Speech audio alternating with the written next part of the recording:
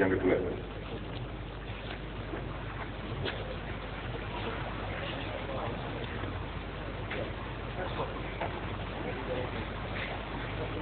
Kalau ada yang dari Amikom sendiri harus ada, teman-teman.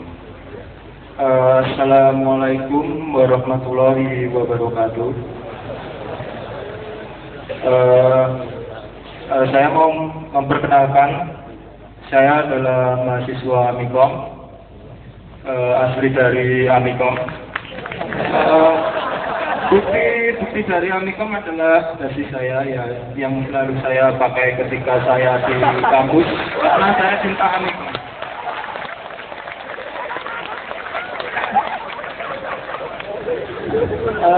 Jadi saya ingin bertanya sama Cak Nun. Saya ini kan lagi main itu loh, yang namanya Google AdSense. Udah saya pernah coba, namanya YouTube AdSense. Dan alhamdulillah dari YouTube AdSense saya mendapatkan dolar-dolar yang saya peroleh dari Google. Sebenarnya saya main YouTube AdSense itu sebenarnya saya nggak cari uang. Saya cuma ingin tenar sebenarnya, tapi nggak tenar-tenar, malah dapat uang ya alhamdulillah. Sama saya main namanya itu Android, game Android, aplikasi Android, saya upload ke Play Store ya. Terus saya pasang iklan dari AdMob. AdMob adalah AdSense Mobile, yang dimana AdMob adalah salah satu dari Google juga, yang mengelola Google juga. Yang saya tanyakan adalah saya kan dapat penghasilan dari YouTube AdSense, dari Play Store. Nah itu aneh. Kenapa aneh? Saya tinggal, saya nggak mau ngapain, uang mengalir. Uang mengalir dan saya bersyukur kepada Allah. Bersyukur karena saya tidak mementingkan yang namanya uang. Saya hanya ingin menyebarluaskan betapa aplikasi yang Islami seperti Suara Adzan, terus sama takbiran kemarin, takbiran 2015 saya upload juga. Dan masih banyak lagi ya. Oke. Kan rumusannya Anda menggali kekayaan budaya Islam, terus Anda ciptakan resonansi melalui IT gitu kan, khususnya mengenai Play Store dan YouTube tadi, sehingga di situ ada rumus bahwa sekian nanti iklannya masuk, Anda dapat proses sekian, terus duit mengalir sendiri. Betul sekali. Nah, itu dasi. Ini dasi mahal. Pertanyaannya adalah apakah saya memakan uang gaji buta atau gimana? Karena saya tidak bekerja apa-apa. Saya stop, saya vakum, saya tidak ngapa-ngapain, saya dapat uang dan alhamdulillah saya nggak ngapa-ngapain, dan saya bingung apa saya stop atau saya hapus semua aplikasi, atau saya semua video-video saya yang di YouTube itu mau saya hapus semua. Dan saya berterima kasih sama Google, saya email sama Google, Mbak Google, matur nuwun Mbak Google, langsung disangoni dolar-dolar niku nggih. Ngenten niku tak napa kula kliru napa. Makan gaji buta ini, pun matur nuwun gitu. Ada yang ketiga? Lanjut ingat, Bapak Sekretar. Ada yang ketiga? Mbak.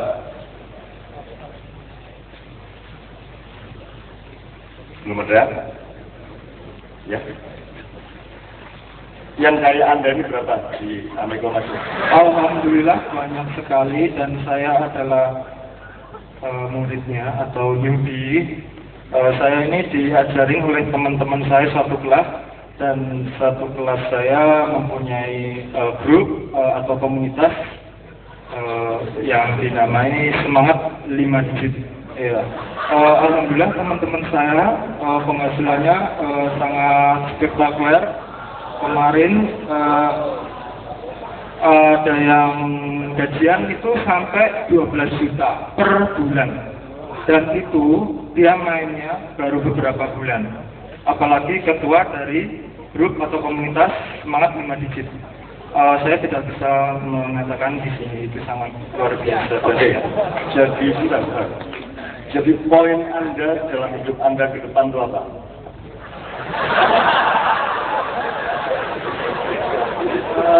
Gimana, Cak?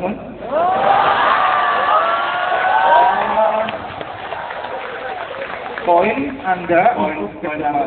Anda itu kan kira orang soal duit. Bukan. Ya, soal duit. Duit kita kota dewi nanti. Alhamdulillah. Saya tidak. Jadi yang kamu titik yang kamu tuju itu apa?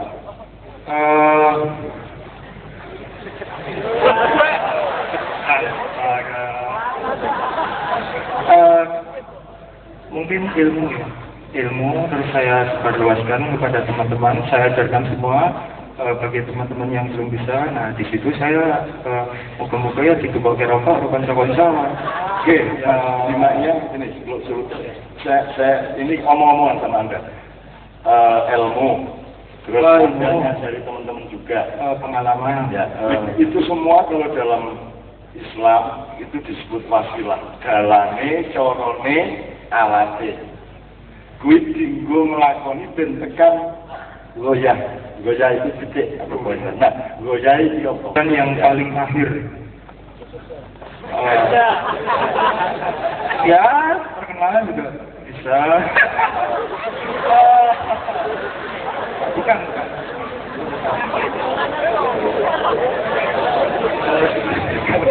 Oke. Jadi saya mendengar dia masih ketika saya ngomong mengenai goyah, dia masih bilang mungkin. Jadi dia belum pernah menjadikan pemikiran mengenai tujuan hidup sebagai sesuatu yang primer dalam hidupnya. Karena dia masih mungkin. Dia baru mungkin dia sudah mau melakukan macam-macam. Jadi uang itu tujuannya sih. Ketika kita tahu, misalnya dulu, kalau saya mau menjajah, saya mau bunuh orangnya, maka untuk membunuh, saya membutuhkan pedang, membutuhkan peluru, saya membutuhkan itu ya. Sekarang saya ingin menjajah orang, tidak orangnya, tapi akhlaknya, pikirannya saya kerdilkan, saya brainwash. Maka yang saya perlukan adalah tulisan-tulisan yang menjebak mereka. Yang saya perlukan adalah tayangan-tayangan, upload, posting-posting yang membingungkan pikiran mereka. Karena yang ingin saya jajah adalah jiwa mereka. Gitu kan? Jadi tujuannya sih lagi corone dan teknologi dan serta manajemennya. Kamu sudah melakukan banyak hal, tapi kamu masih bilang mungkin tujuannya. Mungkin tidak.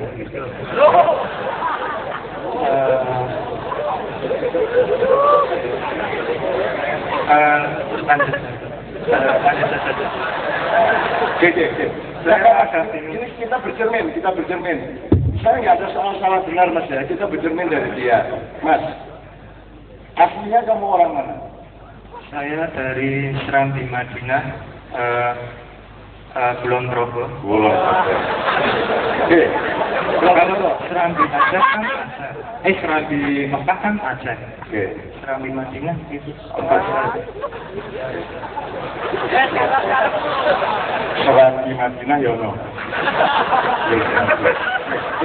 Tapi Solo itu ada. Gini.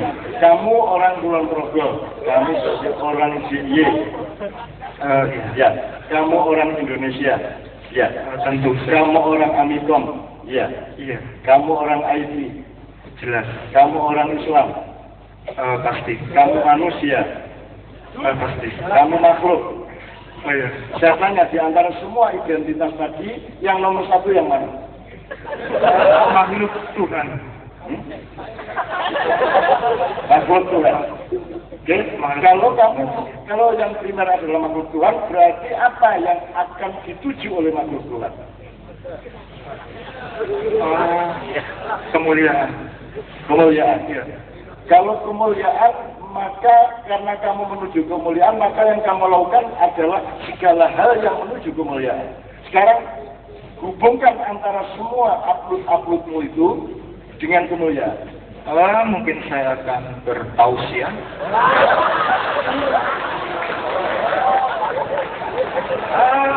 Saya akan membuat suatu forum yang dimana Di internet. ya jika itu diizinkan, jika tidak ya. Kenapa hubungannya kemuliaan dengan tausiah itu apa? Kemuliaan hubungannya sama tausiah, Kan kamu bilang itu kan tujuannya kemuliaan. ya. Maka kamu bikin tausiah. Hubungannya apa kemuliaan dengan tausiah? Di dalam tausiah terdapat kemuliaan-kemuliaan yang Oke, nggak apa-apa. Tausiah itu artinya apa? tausiah adalah pamit mati. Pamit mati udah tak nyeramain kok. Anda dari modal lah ya. Kamu itu canggih sekali untuk sesuatu hal, tapi kamu sangat bodoh di lain-lain. Iya. Saya kuliah di Akademik Amikom karena saya masih bodoh dan saya perlu. Enggak, untuk soal Amikom kamu sangat pintar. Tapi untuk kehidupan dan kejelasan hidupmu kamu sangat. Memang. Bahkan saya sendiri memahami saya sendiri bukan tidak paham. Bahkan di sini ada namanya mata kuliah interpersonal skills dan di mana saya dinilai adalah seorang pragmatis, di mana seorang pragmatis adalah orang yang susah bicara, orang yang pemalu, orang yang suka introvert, pendiam dan lain sebagainya. Dan ternyata saya seperti ini. Kita kembali. Jadi yang nomor satu hamba Tuhan tadi. Tuhan atau makhluk Tuhan? Makhluk Tuhan. Oh iya, makhluk Tuhan. Indonesia nomor berapa? Indonesia. Anda kan orang Indonesia juga. Oh, iya. Nah, itu urutan nomor berapa? Indonesia adalah negara kebangsaan.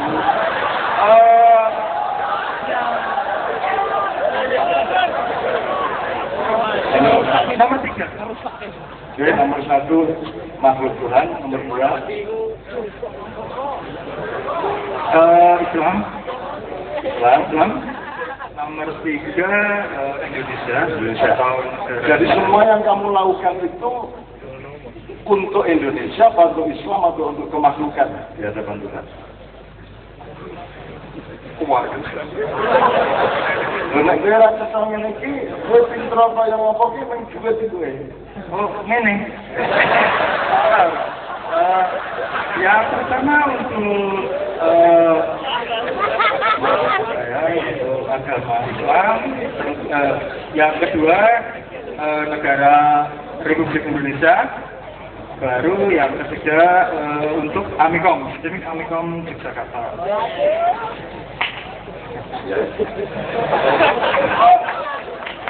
Kalau dia sangat alamiah,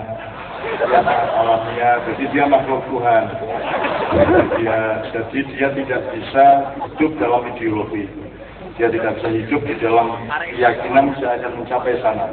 Bahwa saya dapat duit 12 juta sebulan itu dan nomor satu itu kan rezeki saja. Tapi saya akan mencapai itu.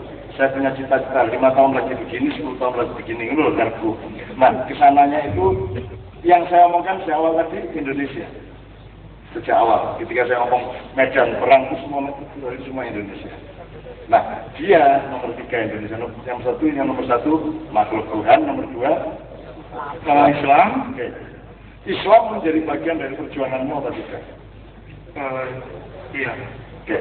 Kamu bikin tiap hari tadi itu mulai Play Store dan itu kamu berjuang apa ngapain sebenarnya? Berjuang. Saya untuk apa? Untuk tujuan apa? Kayak pertama poinmu apa tadi itu loh? Membagikan yang apa ya, ilmu-ilmu tentang Islami. Islami seperti suara azan, terus takbiran, mungkin quote-quote dari ustaz atau kiai. Ya oke. Pertanyaan terakhir ya. Aku pertanyaan terakhir. Apa gunanya sepatu? Jelas sepatu. Oke. Kok sepatu apa sepatu? Gunanya sepatu apa sepatu? Ya. Betul. Sepaton kuwi, kowe lak sepaton. Terus tak takoni gunane sepatu ki apa kok kowe sepaton? Kaki saya. Betul. Sekarang kalau kaki. Jadi kamu kaki. Terus kau pakai kaos kaki enggak? Kadang-kadang ya, kadang-kadang ya. Jika saya perlu. Ya, jawabannya kowe nggak sepatu terus nggak kaos kaki gunanya apa? Kaos kaki itu sendiri gunanya adalah melindungi kaki saya dari debu-debu. Loh, yang melindungi kaki kamu dari debu itu bukan kaos kaki tetapi sepatu. Nah kalau kaos kaki gunanya apa? Melindungi debu, soalnya debu juga bisa masuk ke.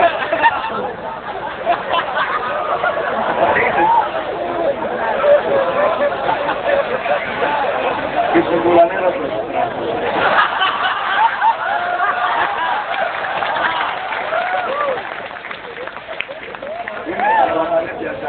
Apa sesuai sepatu ben ora kena ri, ben ora kena krikil, ben ora kena kotoran. Terus kok kaos kaki ben ora ngelicet, kan itu kan? Iya, dia tidak luka oleh sepatu. Terus pertanyaan ketiga, jadi sepatu tadi itu sebenarnya fungsinya untuk melindungi kakimu atau mengancam kakimu untuk licet, sehingga kamu pakai kaos kaki. Melindungi. Katanya bikin licet. Kenapa kok sisa pertanyaan stres? Sebenarnya saya tidak stres karena ini pertanyaan terakhir, saya terakhir ya. Karena itu orang aku mengatakan ben KBG ngerasa bahwa apa wae iki ilmu ya, apa wae iki ilmu aja dengan deh. Aku takon sepatu, kok sepatu ya ben ora kena kotoran, ben ora kena ri. Terus kok lagi ya ben pikir kurang licet. Oh, yang pertama mau jawabanmu menunjukkan sepatu itu melindungi kakimu.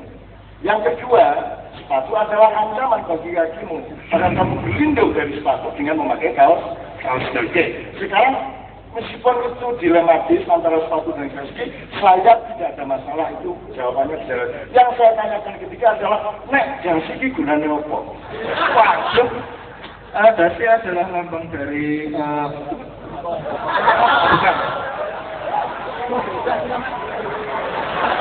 terapian bisa keprofesionalitasan.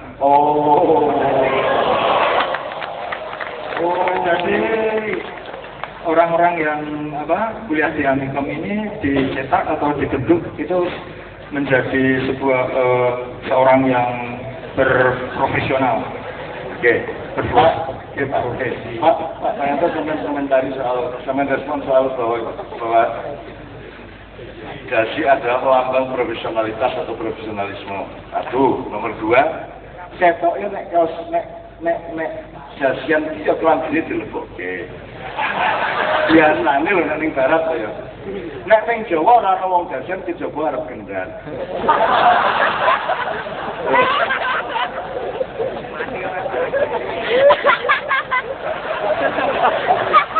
Tapi soal profesionalnya apa Mas? Pemahaman Amikom apa? What is professional? How to be a professional? What does it mean profesional itu apa? Menurut gue profesional itu apa? Profesional adalah orang yang ahli atau pakar atau iya ahli dari kata Arab. Oke. Ahli itu tuan rumah Mas. Tuan. Ya, oke. Pakar ya. Oke. Terus keahlian dan kepakaran hubungannya karo dasi ki apa? Keahlian atau kepakaran hubungannya sama dasi adalah kita Tepuk tangan, tepuk tangan.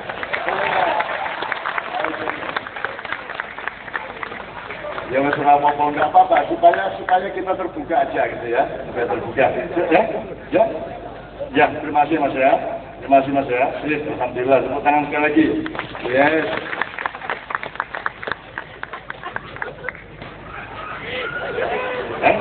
Sakarmu, Anda punya hak. Ya, turun lah bukan itu. Dapat ngambil lah masalah. Gajinya 2 juta, kelambinnya kayak ngono ya. Oke, bismillah, satu nomor. Anda inginnya nomor apa? Islam, Indonesia, dunia, Jawa, etnik, apa? Dangdut. Goblok. Dangdut itu atau bunyi sidik lah ya. Jangan langsung menyerah saya. Dangdut langsung menyerah ini. Anda di Jogja kan tinggalnya? Di Jogja ya. Gue kudu ngerti Jogja loh ya. Kalau bisa ya. Mungkin sebagian teman-teman yang sering datang ke acara-acara kita sudah tahu ini, tapi teman-teman yang lain yang baru datang malam hari ini mungkin belum tahu. Anda kalau sekatan datang nggak? Anda tahu gamelan di sekatan namanya apa? Guntur Madu, Kiai Guntur Madu, Kiai Sekati, gitu. Nah, Kiai Kanjeng ini bukan nama grup tapi nama gamelan. Nah, sekarang saya minta Medley Jogja dari teman-teman untuk mengucapkan supaya PR Pak Yanto akan menjelaskan mengenai profesionalitas tadi, profesionalitas yang masih belum ditentukan di notasinya ini sing janjane lebih akurat untuk pemanaan nilai itu profesionalitas atau profesionalisme yang beda sama dengan sekularitas dengan sekularisme itu beda. Kapitalisasi dengan kapitalisme itu sesuatu yang bisa sangat berbeda. Terus juga PR dari pertanyaan yang pertama tadi mas yang sampai tadi ya. Oke, itu PR 2. Kemudian gini, saya ingin sampean mengemukakan terutama teman-teman Amikom. Ini saya senang sekali sebenarnya itu 14.000 sampean tuh duit mahasiswa Bu. Luar biasa sebab masa depan orang Indonesia tergantung sampean sudah punya 2. 1, pastikan anakmu akhlaknya baik. 1. Kalau akhlak berarti belakangnya ada akidah, ada iman, depannya adalah manfaat sosial yang baik. 1, akhlaknya. Sebab apapun yang kamu miliki, keahlian, kepakaran apapun, kalau yang syarat pertama ini tidak dimiliki oleh anak-anak kita, itu nggak ada gunanya, paling akan merusak saja. Nomor 2, Anda harus militeristik kepada diri Anda. Anda harus dalam tanda petik keras kepada diri Anda. Harus berani mendisiplinkan dirimu. Dan universitas Anda merangsang disiplin itu. Membuat atmosfer supaya Anda punya disiplin dalam diri sendiri. Kalau yang disiplinkan dosenmu mungkin Anda tersinggung. Tapi dirimu yang harus mendisiplinkan dirimu sendiri. Saya melakukannya sejak kecil. Yang kedua ini. Jadi sejak saya sekolah SD, apalagi kemudian di Gontor, di pesantren, itu saya menciptakan syariat hidup sehari-hari saya sendiri. Jadi saya poso dewe, tirakat dewe, membatasi diri sendiri, mendisiplinkan diri saya sendiri, dan itu dalam arti yang membuat saya bisa kemudian memiliki energi seperti tidak terbatas, gitu ya. Karena sejak kecil saya militeristik kepada diri saya sendiri, gitu. Ceritanya jauh oke. Tapi pokoknya nomor 2, kalau Anda tidak berani militer kepada dirimu sendiri, kamu juga tidak punya masa depan yang bermanfaat besar bagi bangsa dan agamamu. Nomor 3, Anda harus punya kebiasaan akuntansi, kebiasaan muhasabah, kebiasaan menghitung dirimu dan masa depan bangsamu, umat manusia dan masa depan. Jadi kudu duwe akuntansi. Nek bahasa bahasa Islamnya yang mufasadah. Gitu. Jadi mulanya di sini kan sudah ada manajemen komunikasi. Sudah ada teknis komunikasi apa tidak ya? Betul ya? Manajemen informatika. Tujuannya adalah komunikasi global dan seterusnya. Jadi manajemen itu kalau bisa tidak hanya manajemen intrinsik atau internal, tapi juga eksternal dan mondial. Artinya jangan lupa polisinya Google beda dengan polisinya Apple. Itu bagian dari politik manajemen dan manajemen politik. Polisinya Bill Gates beda sama polisinya Steve Jobs. Polisinya Android berbeda sama sekali dengan Apple, antara Play Store dengan apa ya?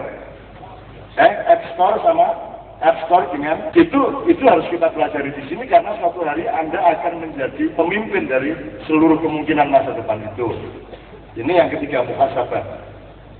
Yang nomor 4, IT. Jangan punya anak, jangan punya lingkungan, jangan punya adik yang tidak bisa mengakses dirinya ke IT. Syukur menguasai IT.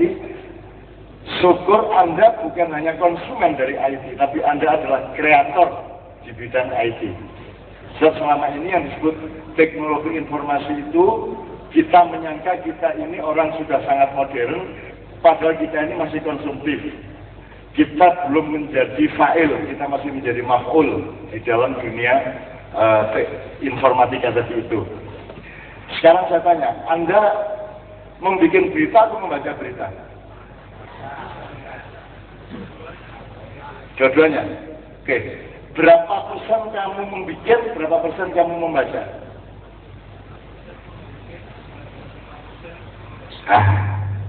5% membuat, 95% membaca. Jadi 95% konsumtif, konsumen ya, 5% kreatif. Suatu hari Anda mengendalikan pikiran orang sedunia dan Anda sudah ngerti tekniknya, sudah ngerti caranya, sudah ngerti manajemen manajemen teknologinya, tetapi kita semua belum sampai kepada tingkat di mana kita bisa mengendalikan dunia. Karena kita masih dikendalikan oleh dunia.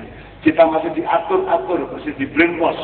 Cara berpikir kita bukan cara berpikir kita, tapi cara berpikir yang kita hasilkan dari mengkonsumsi produksi dari informatika dunia tadi. Jadi papat tadi mas. Nah, Anda sudah punya 2, yaitu akuntansi dan IT. Nah tinggal militernya dia kan, sama akhlaknya dia. Itu empat itu simpel aja. Kalau nggak sekolah nggak apa-apa. Kayak saya nggak sekolah, tapi saya serius ke 4 tadi. Meskipun yang IT saya bodoh. Jadi aku ini handphone gue yang penuh awasi. Rasa, ini mereknya apa?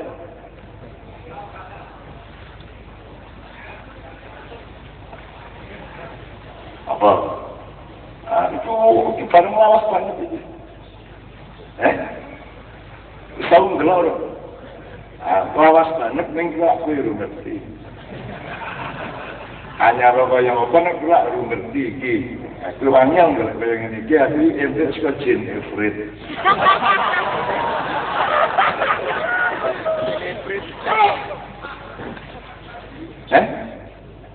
Ayam ora.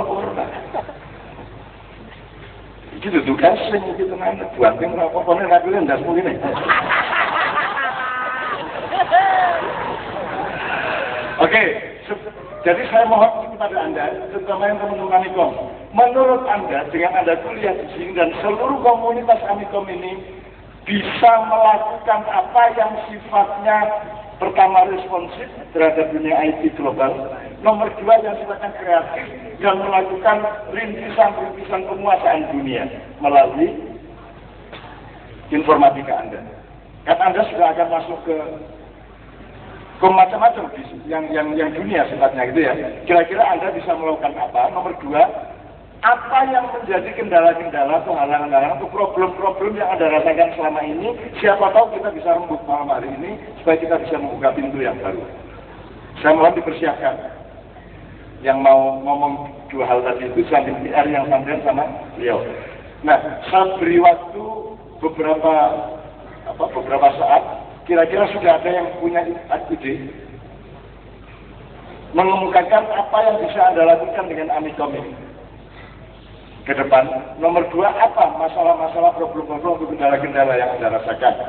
Nah, selama Anda memikirkan itu, kita nyanyi dulu dikit lah ya. Aku jalur suara wetter saya kira. Mbak Nia apa Mbak Juli? Mana? Saya kira lagunya sing rada halus ya. Mbak Nia, aku jalur aku sing halus tenang Mbak Nia. Mikrofonnya jalur. Aku jalur dilenya ke Pak Muzamil, tolong diterjemahkan Pak Muzamil. Jalur mikir masih mau. Referennya itu Mbak Nia, sudut apa? Coba. Biar diterjemahkan ahlinya. Dilenya ampuni dede. Nah, apa itu? Apabila nyawa sudah ada di dada. Sudah sampai dada. Panika kasta. Sebentar. Ini Mbak Nia kan orang Mojokerto. Jadi Madurane gak iso ngomong. Sampai kira langsung Madurane ya apa asline. Oh iya. Mbak Nia. Dilenya ampuni dede. Dilenya ampun dede. Apabila nyawa sudah sampai di dada. Panika kasta saya tak pada. Nah, panika kasta saya tak pada. Beda ya? Udah gambaran Madura asli. Panika kasta saya tak pada. Itu penyesalan yang tiada tara. Kalamun Allah tak nyapora. Kalamun Allah tak nyapora, kalau Allah tidak memberikan ampunannya, nyapora itu ngapuro. Nah, ini sama dengan bahasa Jawa. Jadi ngapuro, jadinya nyapora. Itu yang niru Maduranya apa Jawanya, Pak? Kosakatanya sama itu. Kalau menurut Agus Sunyuto, ya itu bahasa yang paling mirip dengan apa yang ada di kitab Negara Karto Somo. Bahasa Madura, katanya Agus Sunyuto. Oh, jadi bahasa Madura itu sebenarnya lebih induk daripada bahasa Jawa gitu ya? Menurut Agus Sunyuto begitu, karena Bhinneka Tunggal Ika itu bahasa Madura. Jebol. Menurut Agus Sunyuto, jadi Bhinneka Tunggal Ika itu bahasa Madura. Benika Tunggal Ika itu bahasa Madura. Jadi Benika Tunggal Ika itu yang Bhinneka Tunggal Ika. Bukan kamu tapi saudaramu. Nah itu Bhinneka Tunggal Ika. Ini menurut Agus Sunyuto, bukan saya kan orang Madura. Terusin. Kalamun Allah tak nyapora, pasteh neraka tempatnya. Kalau Allah tidak nyapora, ngapuro, mesti kaulah masuk neraka. Pasti saya akan masuk neraka. Jadi artinya kita masuk surga dan neraka, kalau menurut Allah ya, Muzamil ya, pasti sangat Natal. Kita itu masuk surga jangan dipikir karena Anda berbuat baik. Dan Anda masuk neraka jangan dipikir karena Anda berbuat jelek. Meskipun pedomanmu itu di dunia, tapi Anda masuk surga itu semata-mata karena Allah memberi kemurahan dan sayang kepada kamu. Dan kalau engkau masuk neraka, itu bukan karena apa-apa, melainkan karena Allah murka kepada kamu, kan gitu. Jadi Allah begitu tinggi otoritasnya atas kita semua. Gitu ya Pak Muzamil ya. Oke, sekarang kita nyanyikan bersama-sama yang ada nih. Siapa kreator lagu dangdut yang Anda kenal? 3 aja. Mairama. Idi keempat. Ini loh, kreator loh, bukan penyanyinya loh. Elvi Sukase, penyanyinya. Maggie Z, penyanyinya. Mansur S. Omai Rama yang nyanyi, yang ngarang, gitu loh maksud dulu ya. Oke. Kalau lagu Melayu sebelumnya, siapa? Ida Lela penyanyinya, yang mengarang namanya Akadir. Nasidaria yang nyanyi, yang ngarang namanya Mus Mulyati, Muhammad Zain. Mus Mulyati sama jangan nyanyi. Soalnya aku tahu kalau Mbak Pia ini numpak pesawat, diawasi kalau ibu-ibu, delok begitu turun Mataram, jadi Jogja Mataram, terus begitu kita turun pesawat, Mbak Pia diburu-buru ibu-ibu, Mbak itu suaminya ya, takut tangan. Iya, kenapa Bu? Mus Mulyati ya?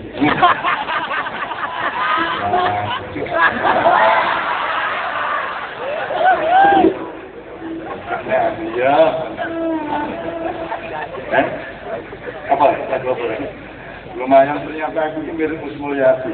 Tapi luwe kacau meneh. Aku perkenalkan, nama saya Miftahur Razikin, mahasiswa STEMIK Amikom Yogyakarta.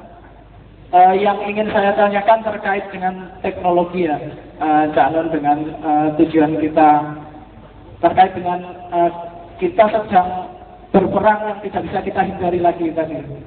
Jadi menurut Cak Nun, apakah sebaiknya sebagaimana kita tahu ya, startup yang besar itu sebagian besar mendapatkan permodalan dari asing seperti itu. Nah, menurut Cak Nun, apakah kita itu sebaiknya memilih untuk bekerja sama dengan pihak-pihak asing dan kita ikut menjadi besar, namun di balik itu bisa jadi pihak yang bekerja sama dengan kita itu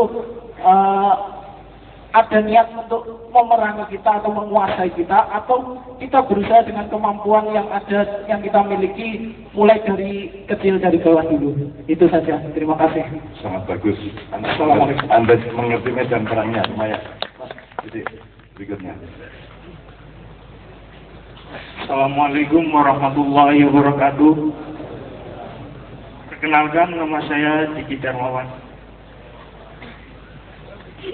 Saya ingin menyampaikan apa yang disuruh, lalu saya ingin bertanya, dan yang terakhir saya ingin minta motivasi dari Cak Nun. Yang pertama kan poinnya, kadang kalau saya berhadapan sama orang hebat sering blank sendiri rasanya gitu. Yang salah konsep orang hebat orang itu dihilangkan. Saya mau tujuan saya, kenapa saya belajar di Amikom, saya pengen bisa menang perang dengan orang kafir. Jadi dengan saya bersekolah di sini, saya ingin mencari tahu strateginya dengan apa mereka itu menyerang kita, ya kan, dari segala segi keburukan dan merusak generasi penerus kita. Lalu dengan kita mengetahui apa yang mereka perbuat, saya berusaha, nantinya saya akan berusaha untuk membuat tamennya itu untuk itu, dan saya serang balik mereka. Itu tujuan saya belajar di sini. Lalu yang saya rasakan itu problemnya, apakah dengan belajar IT yang merupakan salah satu unsur keduniawian itu tidak membuat hati kita itu terkadang jauh sama Sang Pencipta gitu. Lalu yang kedua adalah saya ingin menanyakan pertanyaan yang tadi belum sempat dapat kesempatan. Saya ingin bertanya, bagaimana supaya kita itu bisa merasa nikmat ketika kita dalam melakukan perbuatan. Kadang kan saya sendiri belum bisa merasakan kenikmatan itu ketika sholat, gitu apalagi.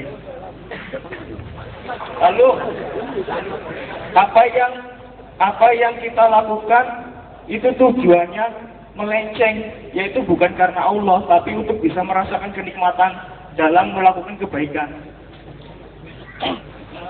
Untuk yang ketiga ini kan motivasi. Saya ingin meminta motivasi. Saya boleh minta foto supaya saya. Jadi ini masalahnya ketika saya punya foto dengan orang yang hebat, saya berharap saya bisa menjadi orang hebat pula.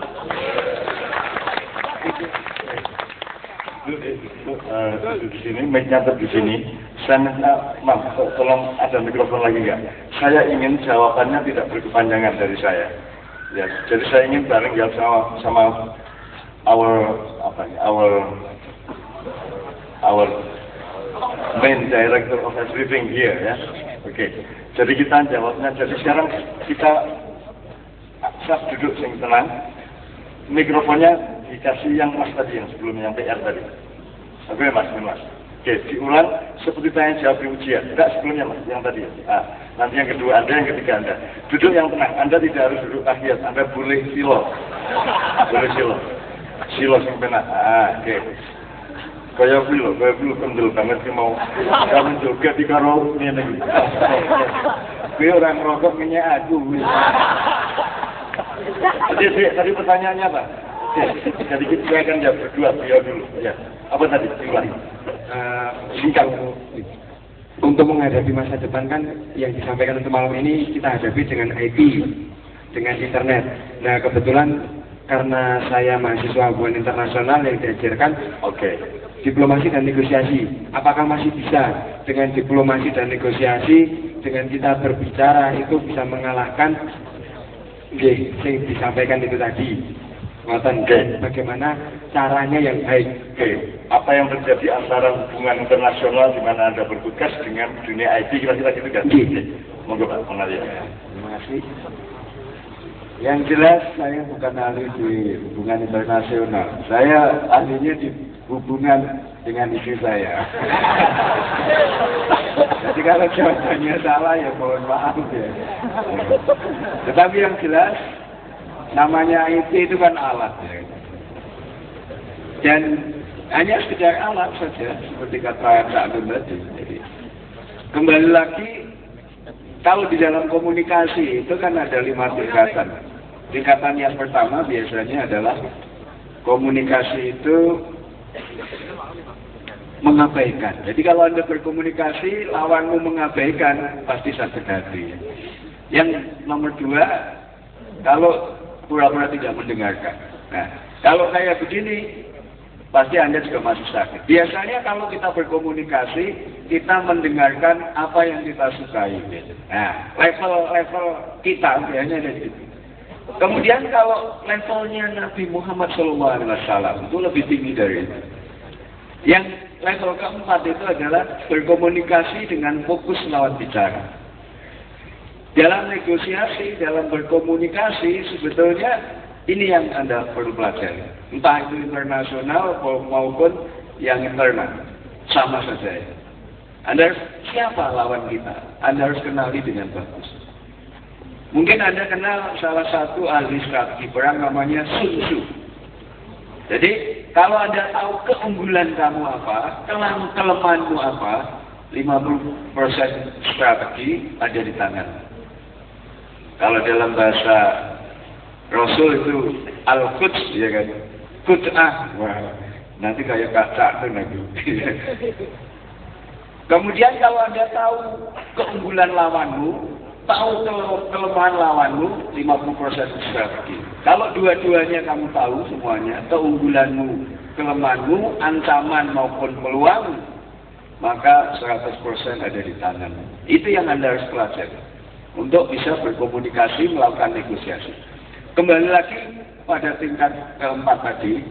Yang kelima itu adalah kalau engkau memahami perasaan lawan bicara. Itulah Rasul. Komunikasinya sangat tinggi. Suatu saat Ali bin Abi Thalib, ya Rasulullah, mengapa engkau mencintai Fatimah daripada aku? Nah, coba. Mungkin kita akan menjawab kalau kita, oh iya, Fatimah anakku. Tetapi Rasul dalam berkomunikasi tidak seperti itu. Karena sudah derajatnya tinggi. Ya kan? Gimana? Kalau engkau jadi Rasul ditanya Ali kan, gitu jawabannya gimana? Gimana? Dari sakit. Oh iya kan? Gak tahu kan? Aku juga gak tahu. Ya kan? Ketika seperti ini coba jawabannya. Ini yang Anda harus pelajari. Komunikasi yang levelnya tinggi. Wahai Rasul, mengapa engkau lebih mencintai Fatimah daripada aku? Jawabannya Rasul bagus sekali. Wahai Ali, aku memang lebih mencintai Fatimah daripada kamu. Tapi Ali, aku lebih menyayangi kamu daripada Fatimah. Wah, itulah yang Anda harus lakukan dalam diplomasi maupun negosiasi sehingga kayak Rasul. Nah, begitu Kak. Terima kasih. Assalamualaikum warahmatullahi wabarakatuh. Saya nambahin sedikit aja. Seperti Pak Yanto bilang, IT itu alat. Anda nanti pelaku di dalam hubungan, di diplomasi hubungan internasional. Anda gunakan IT, Anda akan menjadi bintang di IT, Anda menjadi orang yang berpengaruh, orang yang bisa menyebarkan kebaikan-kebaikan, kebenaran-kebenaran, dan bisa melakukan perlawanan terhadap Anda tahu kan di IT itu kan ada yang infiltrasi ke otaknya anak-anak lewat gambar tertentu, simbol tertentu di film-film kartun dan seterusnya. Cara berpikir tentu, jadi itu Anda harus amati betul. Jadi kalau medan pertama mengerti medan, nomor 2 mengerti cuaca, nomor 4 mengerti kekuatanmu dan persenjataanmu, nomor 3 nomor 4 mengerti kekuatan lawan dan persenjataan lawan, kan gitu. Nah di wilayah IT itu kan salah satu kekuatanmu, tapi IT juga salah satu ancamanmu. Karena kamu sedang berada di medan perang balaghah, di medan perang kata-kata, kalimat dan strategi karena di hubungan internasional. Di Indonesia kita sangat lemah sampai hari ini soal itu. Padahal kita sebenarnya ahli soal itu. Ya. Jadi gunakan IT sebaik-baiknya malah. Justru kalau ini. Jadi Pak Yanto, jika di biro di tempatnya Kiai Kandi itu ada bahan banyak sekali kami tidak mampu karena tiap hari harus keliling. Kami punya sangat bahan. Jadi kalau kamu udah di biro, kamu punya banyak bahan. Jadi kita pementasan zaman dulu, omongan saya, audio, video, teks, semua banyak sekali, tapi kita tidak mampu meng-IP-kannya semaksimal yang seharusnya. Sudah ada cakmun.com ada, tetapi kita masih punya sangat banyak sekali bahan yang sebenarnya bisa dipakai untuk membantu mesiu dan persenjataan perang IT kita itu. Oke, kira-kira gitu deh. Jadi tidak ada masalah, itu harus gunakan aja. Yang kedua tadi apa? Yang kedua caranya. Kan ini tadi apakah masih bisa melalui jalur diplomasi dan negosiasi. Nah, terus yang kedua caranya dari diplomasi negosiasi ini untuk bisa mengungguli. Paling tidak masih bisa mengalahkan doktrin setting internet, Mas. Enggak, internet itu cuma alat, Anda tinggal mengganggu internet. Ya tahu, Anda tinggal mengganggu internet. Makanya kuasailah yang Anda tunggangi. Sebelum Anda naik kuda, kudanya akan gini-gini. Tapi kalau Anda sudah kuasai kuda akan ikut Anda. Gitu Mas. Oke, berarti yang berikutnya Anda. Iya, situ ya. Ya. Yang pertama tadi, singkat diulang lagi. Ya, sebagian besar startup besar yang ada di Indonesia itu mendapat permodalan yang besar dari asing. Apakah kita itu hendaknya bekerja sama dengan mereka sehingga ikut menjadi besar, namun dibalik itu ada mungkin mereka punya maksud untuk menguasai kita, atau kita berusaha dari bawah dari hal terkecil yang bisa kita lakukan seperti itu. Ya, ada dua pilihan memang. Kalau Pak Yanto memulai bisnis tanpa uang, jadi saya kebanyakan memulainya dari tidak punya apa-apa. Uangnya dari mana? Dari Allah yang Maha Kaya. Itu memang filosofis sekali. Tetapi perjalanan hidup saya memang seperti itu. Saya dilahirkan orang nggak punya. Perjalanan hidup saya harus melakukan yang seperti itu. Siapa yang mengajarkan namanya Abdurrahman bin Auf? Abdurrahman bin Auf itu memulai bisnis, bisa dikatakan emas saja, kalau batu saja dipegang Abdurrahman jadi emas. Artinya apa? Dia berbisnis sangat luar biasa. Tetapi ada juga yang kedua, seperti yang katakan, mungkin kata Cak Nur tadi, kamu boleh kok kerjasama dengan asing, tapi ingat batinmu adalah bertempur. Jadi untuk mengetahui apa kelebihan mereka dan apa kelemahan mereka, itu penting supaya engkau tahu untuk menjalankan strategi. Ya. Jadi itu, jadi tidak apa-apa kita kerjasama. Sekaligus pelajari keunggulan dan mereka. Kita ambil yang terbaik untuk kita supaya kita menang dalam pertempuran. Begitu kan? Meskipun kadang-kadang kalau tadi Madura itu kan kadang-kadang nggak ada apa-apa. Gitu Pak, ini itu hiburan. Jadi kalau terutama ibu-ibu, kalau jualan itu kan biasanya mangga manis-manis Bu. Alah mangga, kecut-kecut kayak gitu dijual Pak. Akhirnya si ibu beli kan 1 kilo. Dibawa pulang, dikupas ternyata wah, kecut semua. Sampai aku nipu, Pak. Oh, tapi itu bukan orang Madura ya, Pak. Ya kan. Katanya manis-manis, saya beli 1 kilo. Kecut semua. Sabar aja, Bu. Sampai yang 1 kilo. Saya 2 keranjang kecut semua. Nah, ya kan, Pak. Nah, jadi itu, Dek. Saya rasa jawaban saya tidak memuaskan. Sebab saya bukan alat pemuas. Oke, terima kasih. Direktur Saru ya. Oke, saya akan jawab Anda gini. Nek Pak Yanto kan soal dua belanja. Jadi ono wong wedok perempuan beli sawah.